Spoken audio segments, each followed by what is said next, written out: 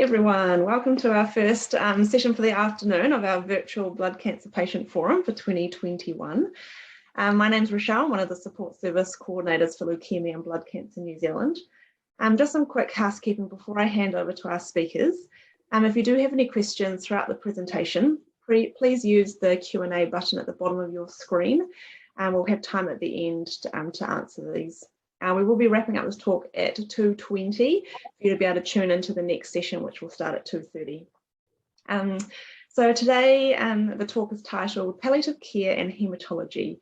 How do they get along? So it's my privilege to introduce to you Kathryn, who is a clinical and laboratory haematologist based out of Dunedin Hospital. She's also a qualified palliative medicine physician and works part-time at Otago Community Hospice. Kathryn has a strong passion for improving the overlap and interaction between haematology and palliative care with the aim of improving outcomes for our patients. She is also the Director of Junior Doctor Training for the Southern District Health Board and takes great pleasure in training up the new generation of doctors with a patient-centered focus.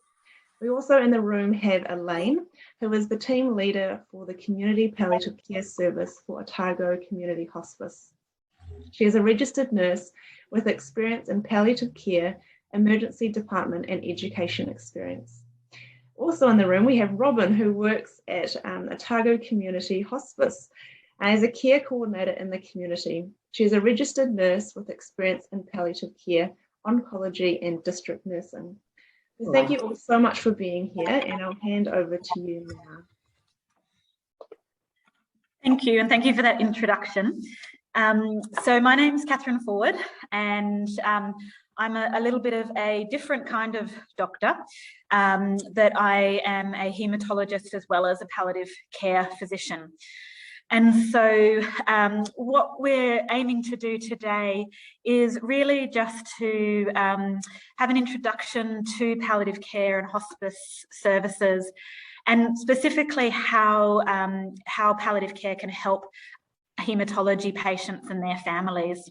So I'm just going to start to share the screen, and hopefully you'll be able to see that.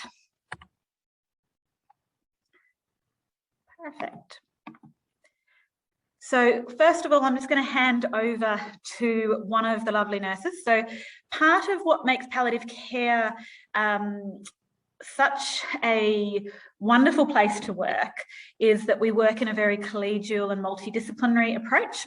So that's why I haven't come by myself as the haematologist. I've brought with me two of our nurses from the hospice who were very excited to be coming up and meeting you all in person, but happy to be seeing you here. So Elaine's going to give you some background around palliative care.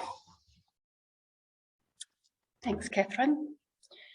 I think when a lot of people hear the words palliative care, they're immediately frightened by it and associate it with negative aspects related to death and dying. But in actual fact, palliative care is for all people living with an illness which might limit their life. It's for people in all stages of their illness, and it's for all ages.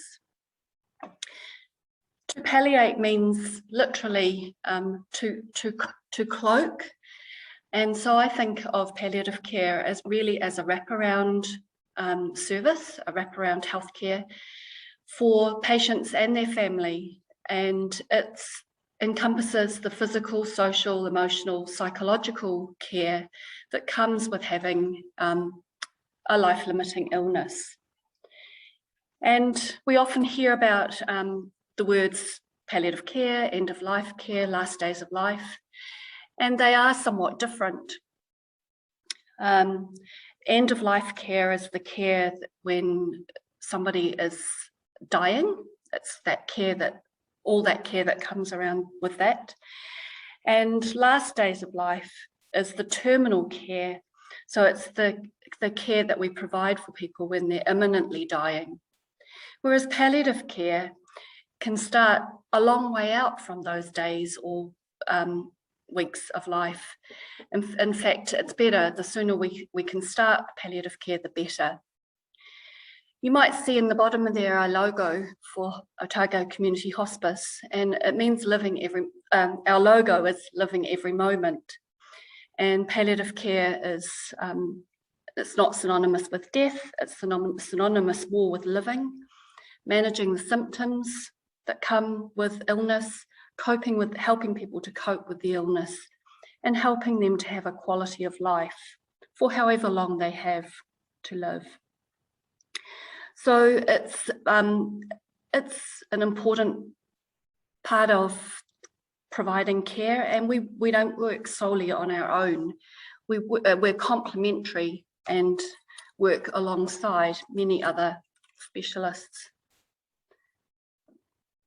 I look at this image that's in front of you now, and I think it's really useful because palliative care is that bigger circle around the outside. And I mean, you can read all the things that we do there, but it's a big circle. And as we get more and more towards the end of life, the circle gets smaller and the care gets different and it changes.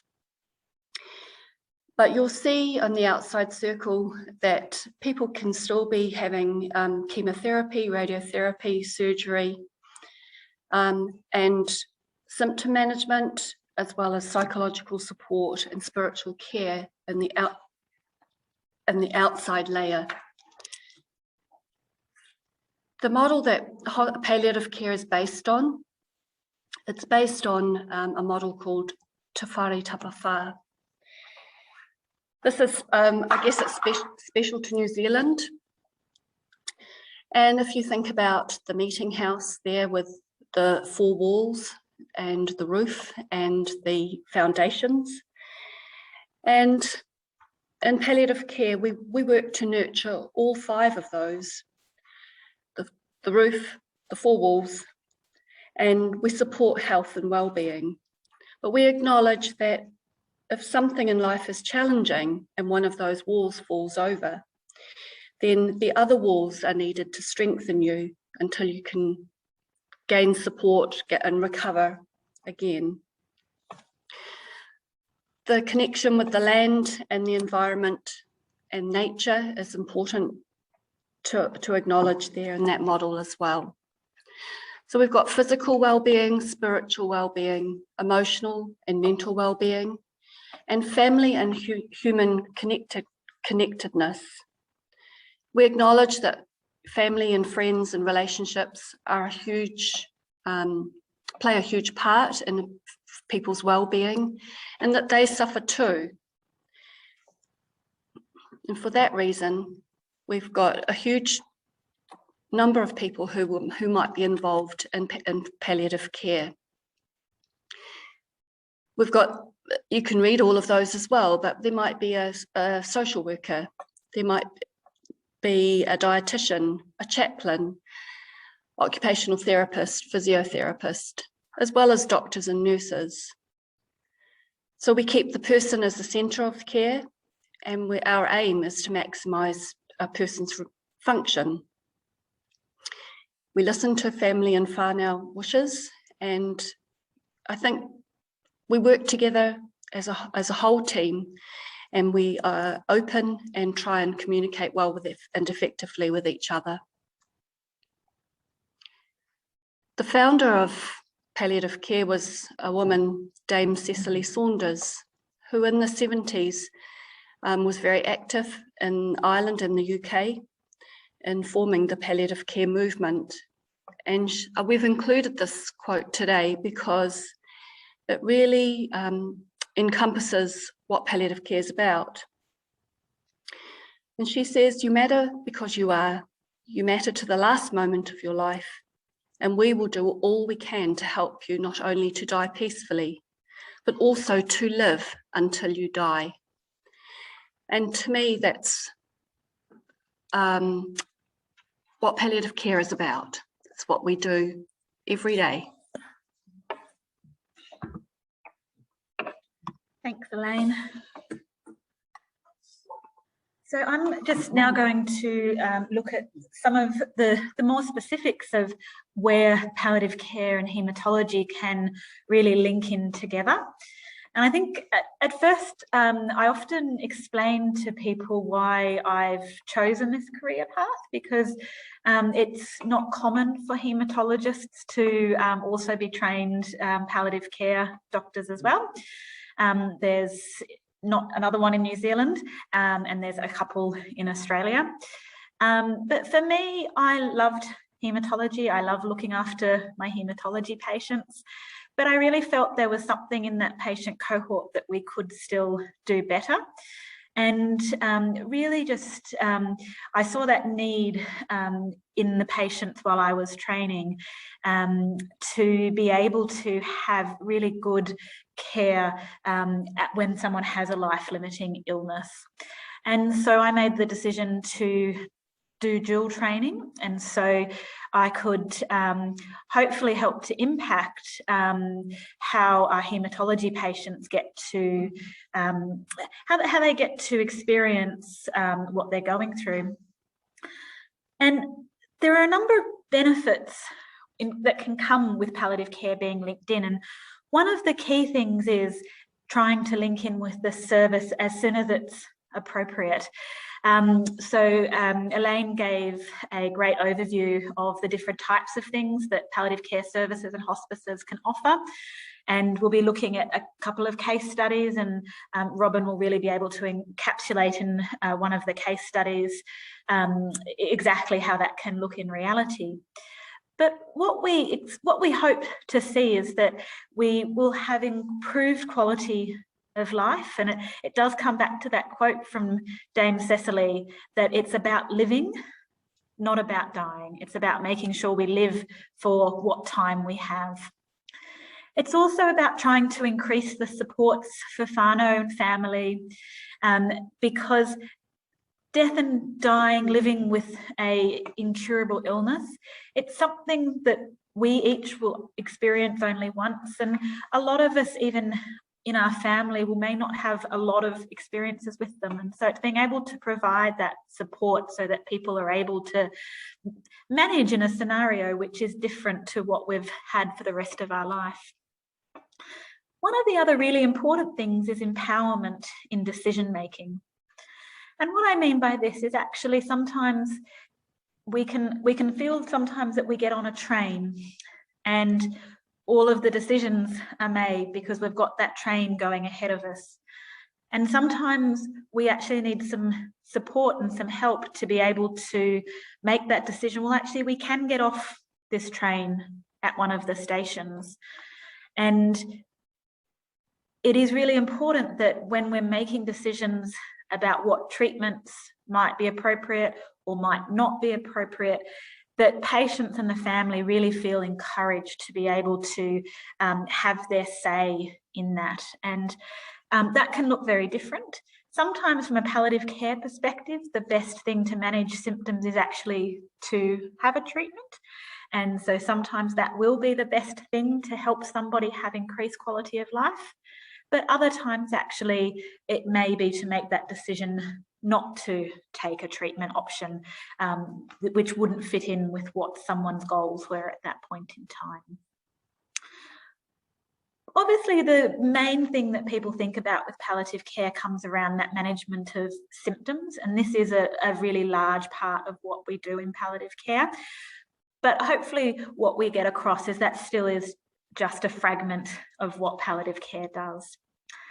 And the goal really is to be able to recognise, be able to plan for things that may or may not happen in the future, so that people can, it goes back to what Elaine and I have both already said, people can live rather than waiting to die, because that's the priority, that people can enjoy that time with their family and friends. Over the last little while, there has been improvement in the transition between hospices and haematology in the sort of the hospital, that acute setting. And what's really important to remember is that overlap is normal and overlap is okay. One of the hesitations I sometimes get from my patients can be that they don't want to leave the haematology service. And so what I intentionally do with my patients is really make sure there is a really good overlap between the services. And that can be for a many month period where someone might be under the care of the hospice as well as seeing me. I have the benefit of being dual trained, so I can actually follow my patients up with both hats on in the hospice as well. But I really encourage patients to really look at linking in without having to lose the contact with the haematology department. And that's something that wasn't really happening 10, 15 years ago, but now we are really seeing that. Because one of the things that is really wonderful about all my haematology patients and my haematology families is that because of the type of illnesses we treat in haematology, we often have quite close relationships with our patients, as do the nursing staff, in some cases the ward staff, if people have had a number of admissions, the chemotherapy nurses on your oncology day units, or our haematology nurse specialists.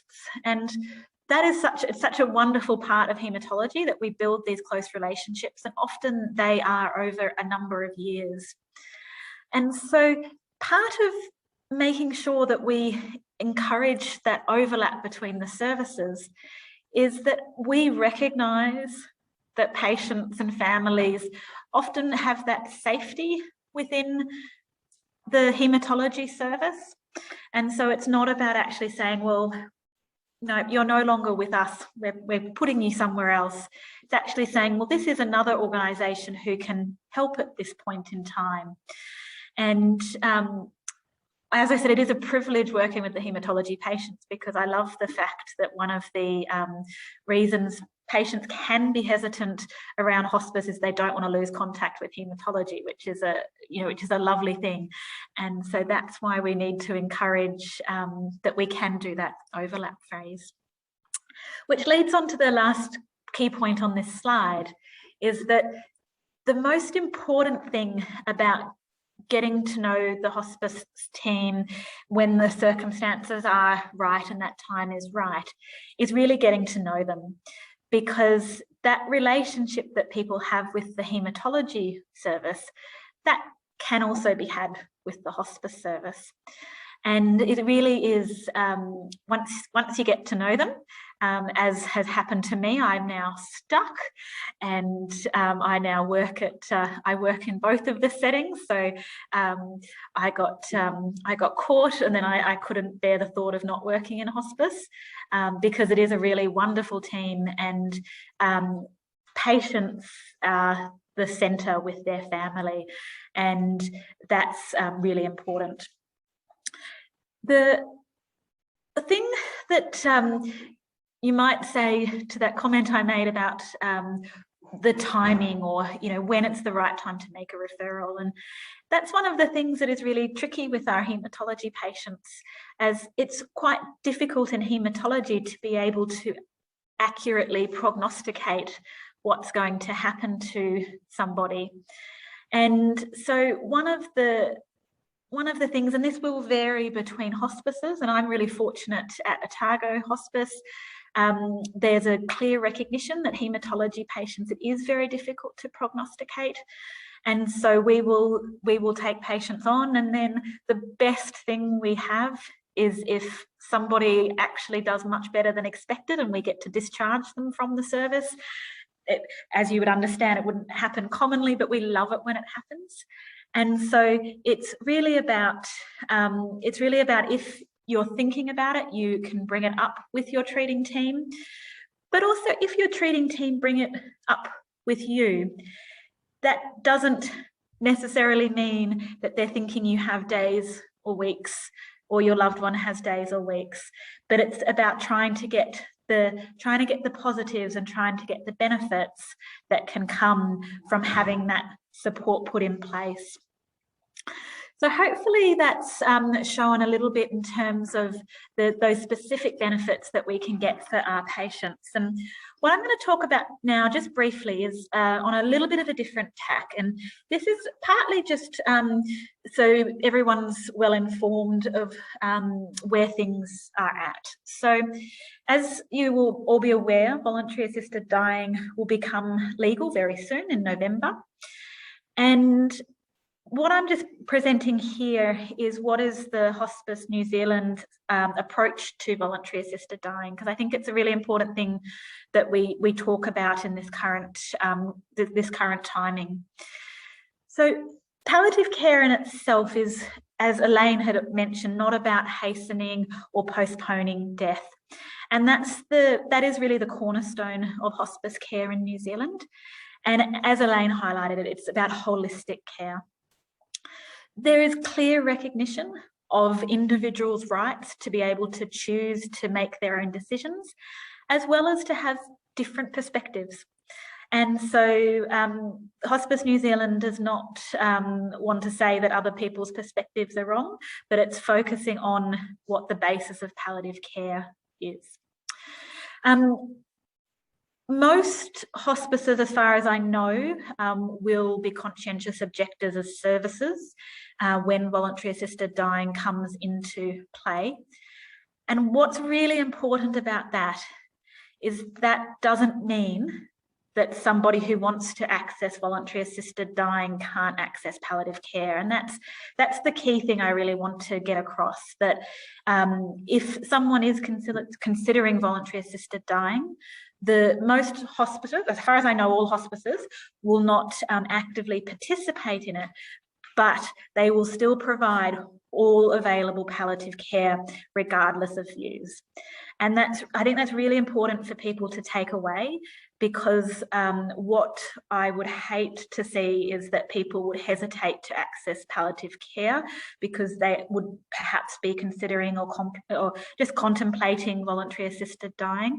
So I think it's really important to understand that even though hospices may not actively be involved in that does not stop them providing all of the other care and services that the hospice can. And the key of that is that the patient is the centre, and that the patient's choices will always be respected. And so I know that's a little bit of a sidetrack, but I think it's really important as the legislation's changing it's very clear that although hospices may be conscientious objectors, that does not mean that people still can't access palliative care.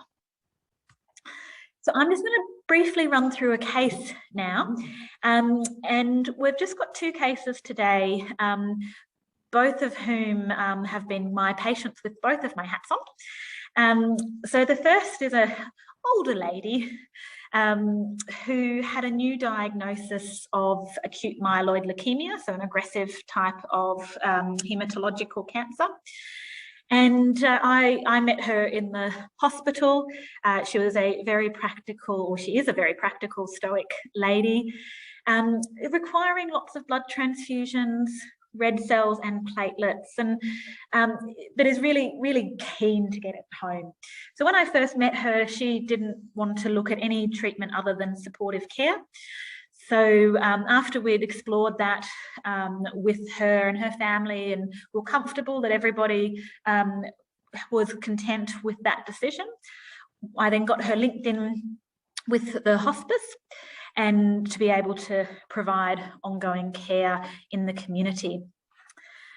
So she's regularly seen at home by her hospice care coordinator and her hospice doctor. So I put my different hat on at that point. And we were able to get plans in place for her symptoms, provide education, and really forward plan for what might happen. Really key again, highlighting that crossover with the services. She continued to have concurrent transfusions with the haematology service.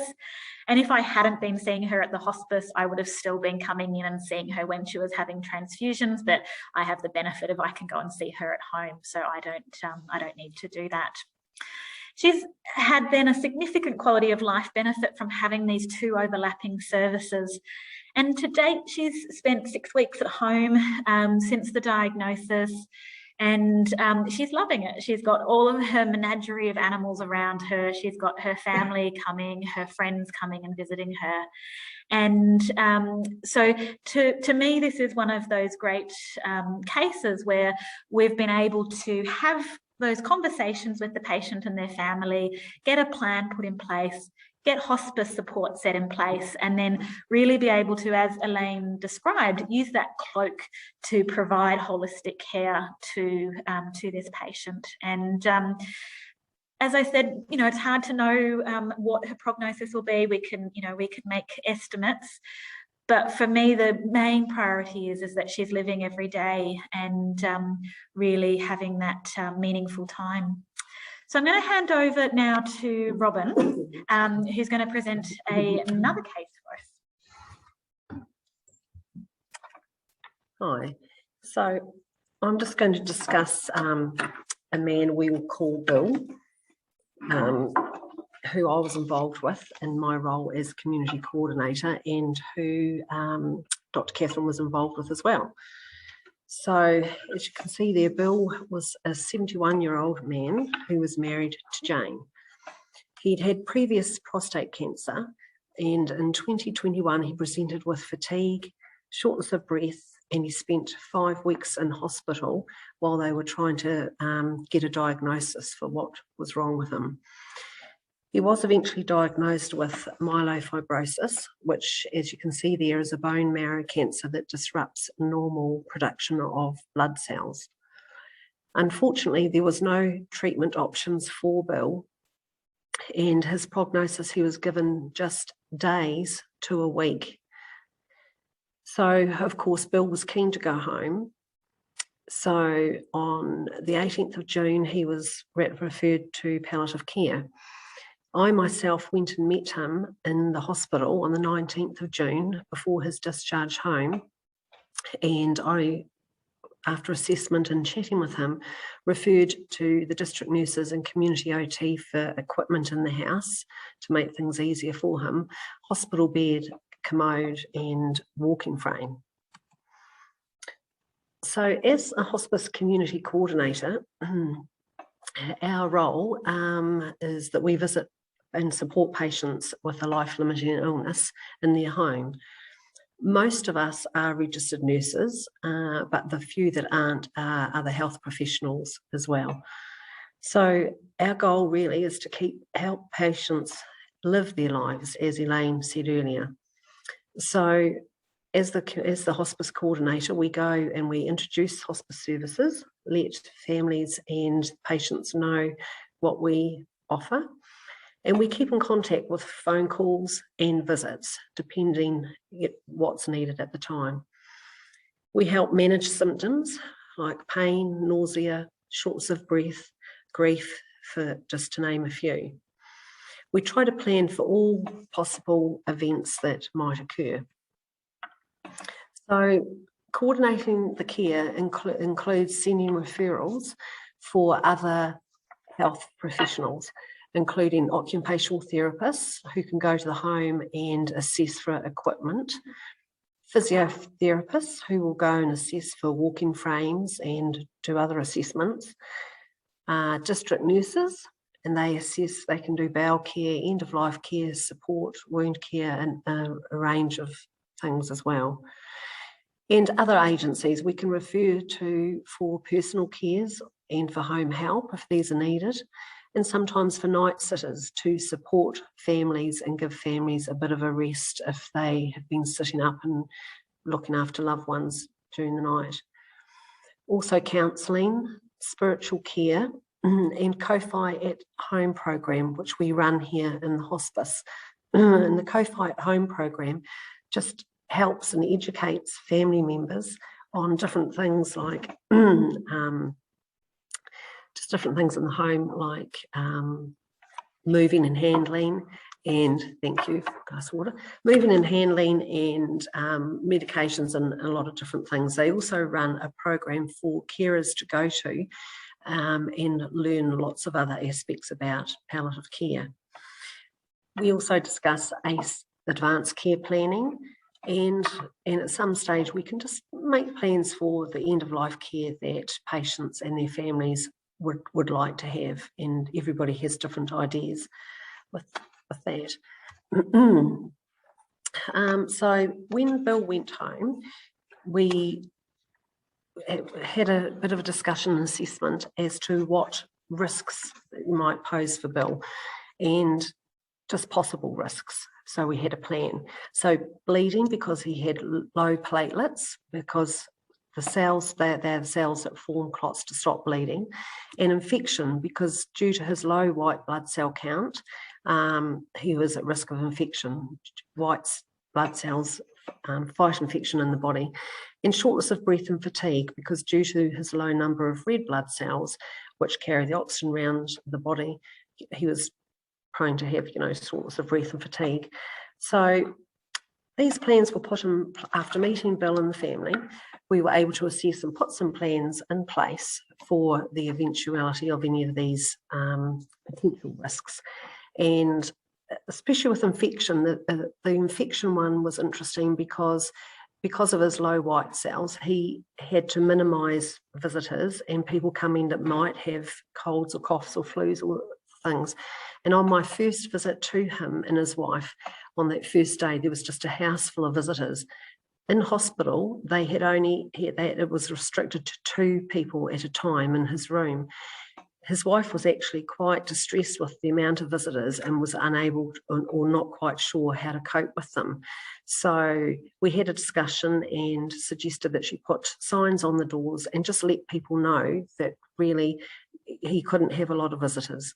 So we put the plans in place, and fortunately for Bill, the only one of the above things that related to him really was a shortness of breath, which we were able to manage with different medications and a walking frame from the physio.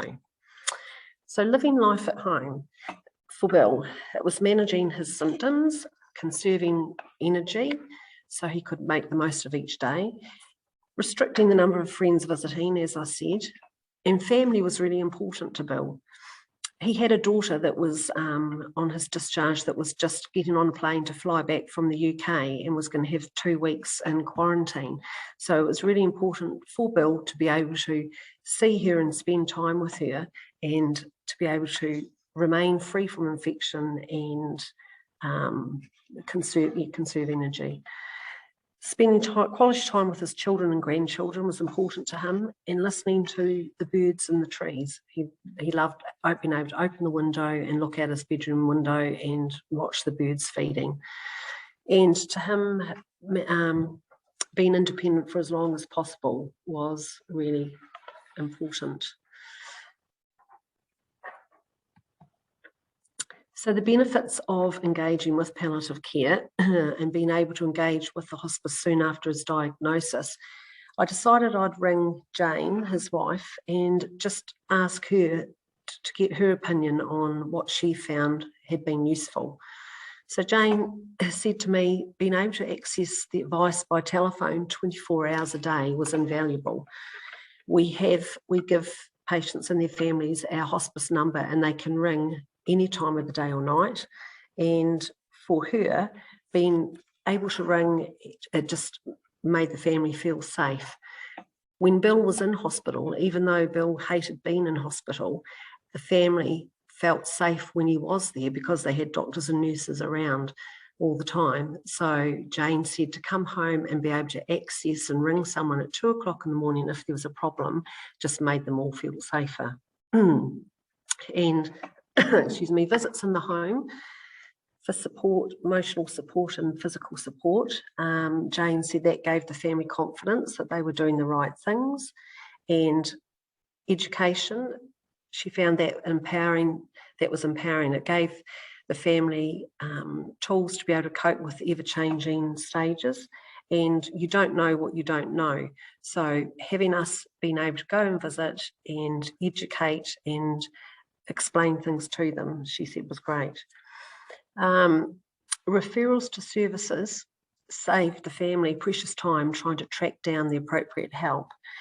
So for us being able to go there and assess and see there was a need, see things were changing, whether it was to do with pain or shortness of breath or different symptoms, we were then able to ring a GP, discuss changes in medication and ring the pharmacies, get the scripts sent through, and that just saved the family precious time and unnecessary stress, us being able to do that. So Jane said overall connecting with the hospice and the community team made a huge difference to allow Bill's last few weeks with the family and allow the family to be family, not carers.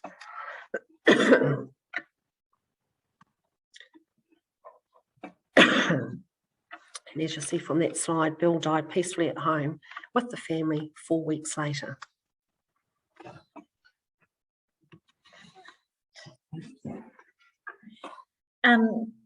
Thank you. I met Bill when I first got the referral in hospital from one of the other teams to try and figure out what was happening with him. And one of my really vivid memories with him was he hadn't been allowed out of the hospital for a number of weeks. And I said to him, we were doing some investigations to try and figure out what was going on. And I said, well, what would you, do you want to get out of hospital? Do you want to get out of hospital and just get some fresh air? And he looked at me like I was speaking a foreign language. And he said, oh, but I'm not allowed to. So I said, well, no, yes, you are. So we in between treatments, we got him in a wheelchair, we got him outside, and it was a typical Dunedin day. And his family pushed him across the road, out the traffic lights, to over where the museum is near the hospital, where the trees are. And he sat there with some rain dripping on his head, listening to the birds. And when I saw him later that day to have another conversation with him, you could just see how much something really small, just giving that permission to get out meant for him. And so, yeah, getting him home for that period of time was amazing. So hopefully what we've been able to show today is just some of those ideas, just hopefully get you to think about hospice and palliative care, and that it really is about living and it's not about dying. And that if it is something that you're thinking about, it's very reasonable to discuss that with the doctors or the nurses or counsellors, whoever, with the LBC staff, to really just discuss whether that might be a useful thing for you or your family member. And really just keeping that focus that we want people at all stages of their life to be able to have that best quality. So we will now have a little bit of time for questions and answers if people have some. I think we've got a couple by the look of it. Yeah, I've got a couple here. The first one is, what's the role of my GP if I have involvement from the hospice doctor? Yeah, so the GP remains the centre of care. So one of the things that we haven't touched on is the types of palliative care. So in the specialists and the hospice sitting, that's very much around specialist palliative care. But the GPs are a really key component of palliative care. And that's how it will work in most hospices around the country. So every time I see a patient at the hospice, I'll be linking back to the GP and updating them with what's happening. And same with Elaine or Robin and the care coordinators, that if it's something that's really appropriate for the GP to be managing, then they'll actually liaise directly with the GP. So that's one of the things that we always want to do, is make sure that the GP stays part of the picture and that we don't take that role over, because that's often a role that people have had in a relationship people have had sometimes for years, sometimes for 30 or 40 years. And so we really want to foster and maintain that relationship. Well, thank you. Another one, thank you so much for a great and informative talk. Can a support person engage in hospice if their spouse, who is palliative, doesn't want to engage? So that's a really good question, and it's a tricky one. So in hospice, we need the patient's consent. And so unfortunately, most of the services can't be accessed in terms of hospice without the patient's consent. Where that's a bit different is, say, for example, in the hospital, there's palliative care services which work in most hospitals around the country, in any of those medium to larger size hospitals. In that setting, it would be very reasonable for a loved one or a family member to speak to the palliative care nurse or doctor, depending on the hospital who might be there in that service. And sometimes that can be really helpful to give that family member some tools to help with that situation, because that's obviously a really difficult situation for family members. One of the things I would really encourage, that if you were in that situation, would be to talk to your doctors or nurses, because we always will have some patients who will be hesitant. Some will have different fears. And so having that conversation can help to get someone to accept palliative care services. I have to admit, in my experience, I've had very few patients, when you approach them with what the benefits can be and why we're doing this, who have continued to decline linking in with the hospice. It does happen in a few cases, and that's why sessions like this are really important to really help to get that word out, that it's not a one or another. But I would encourage you, if you were in that situation, to speak to your loved one's haematologist and let them know what your concerns are. Yeah, great, thank you. And I think that is such an important point about having that overlap of care, because I think that is a big fear for people, to be like, oh, actually, no, I've got such a great relationship with, the haematology specialists. Like, do I have to give that up for something else? But knowing that all the different specialties work together is just so important. So, yeah. Elaine just made another comment in the background, which was really good. Speaking to your GP in that circumstance would also be another really great approach to take, because they can also help, because they've often had that long-term relationship as well. Yes, true. Yeah, that's great. Last question. Thank you so much for a great session. Just wondering, can hospice help with writing a will? So it will depend on the hospice services. And so even if it can't directly, most hospices will have links to people who can, if the hospice itself doesn't directly. But that's definitely something that the hospice, the care coordinators, will help. So here at Otago Hospice, we do have a lawyer who can do that for our patients. That may be different around the country, but even if the hospice itself doesn't have that service, they'll know where to go to get that help. Great. Thank you so much. Well, we might wrap it up there, because there is another session after this. Just gives everyone the opportunity to log out of this session and go into another one. But thank you so much, all three of you, for your time. And we really do appreciate all the work that you do, and also the your availability to be here with us today and do this talk. I think everything was really, really informative, and particularly the case studies. I think it's really useful to have an idea of what actually practically does happen, and what support can be offered. So thank you very much for tuning in and speaking with us. Most welcome. It was our pleasure. We just are only disappointed, like I'm sure everyone is, that we couldn't be in person. Absolutely. I know, it would have been great to be there in person. This is the second best thing, but definitely not the same. I think this kind of virtual life is not ideal, but we'll manage it. So thank you all.